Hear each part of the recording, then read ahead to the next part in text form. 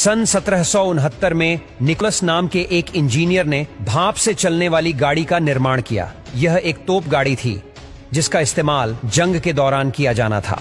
लेकिन यह न केवल बहुत ही ज्यादा शोर करती थी बल्कि इससे चिगारी भी निकलती थी। ऊपर से इसमें घोड़ा गाड़ी से अधिक खर्चा आता था और कुछ ही समय बाद इसका एक पहिया टूट गया।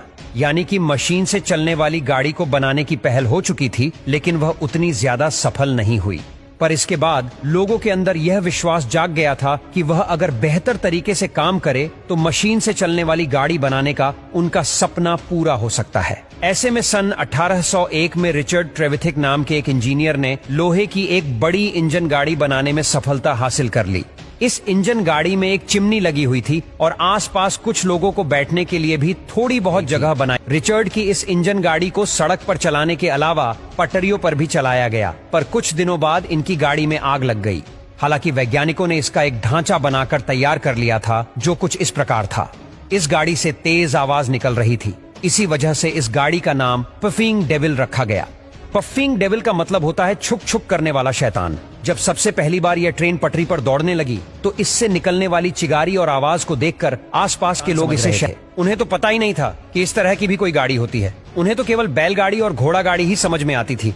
हालांकि पहली इंजन वाली गाड़ी के जलने के बाद रिचर्ड ने हार नहीं मानी और साल 1803 में उन्होंने एक दूसरी भाप इंजन गाड़ी बनाई और उसे कॉर्नवेल से लंदन तक का सफर तय किया।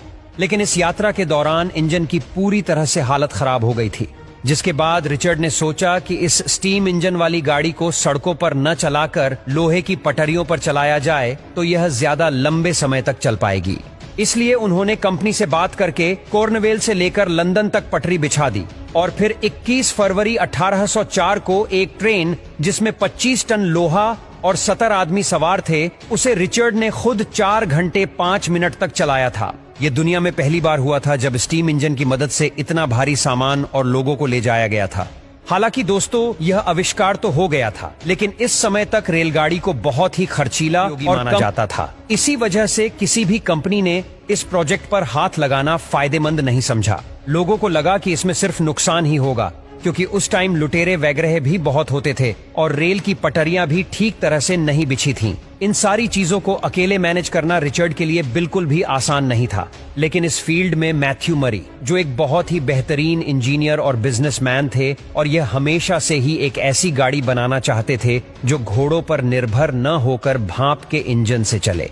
इसलिए इन्होंने साल 1812 में रिचर्ड ट्रेवल द्वारा बनाई गई स्टीम इंजन में कई सारे बदलाव किए। सबसे पहले तो उस स्टीम इंजन को नए तरीके से मॉडिफाई किया गया, क्योंकि तब तक तकनीक पहले से बेहतर हो गई थी। और फिर साल 1812 में पहली बार इसे व्यापारिक रूप से चलाने के लिए पटरियों पर दौड़ाया गया। फिर आते हैं चोड स्टीफेंसन। इन्हें कोयले के इंजन के इस्तेमाल और ट्रेन को दुनिया के अलग अलग हिस्सों तक पहुंचाने के लिए जाना जाता है। इन्होंने अपने बेटे के नाम पर अपनी कंपनी शुरू करी थी, जिसका नाम था the Robert Stephenson and company. इन्होंने भाप के इंजन में कई सारे बदलाव करके उसे और ज्यादा मजबूत और शक्तिशाली बनाया था, ताकि वह इंजन भारी से भारी वजन को खींच सके। 27 सितंबर 1825 को 38 डिब्बे वाली रेलगाड़ी को खींचा गया, जिसमें तकरीबन 600 यात्री यात्रा कर रहे थे। इस पहली बड़ी सी रेलगाड़ी ने डार्लिंगटन से स्टोकटन तक का 35 मील का सफर तय किया था और ट्रेन में यह सफर 14 मील प्रति घंटे की रफ्तार से तय किया था। इस ट्रेन को आधिकारिक रूप से दुनिया की पहली पैसेंजर ट्रेन माना जाता है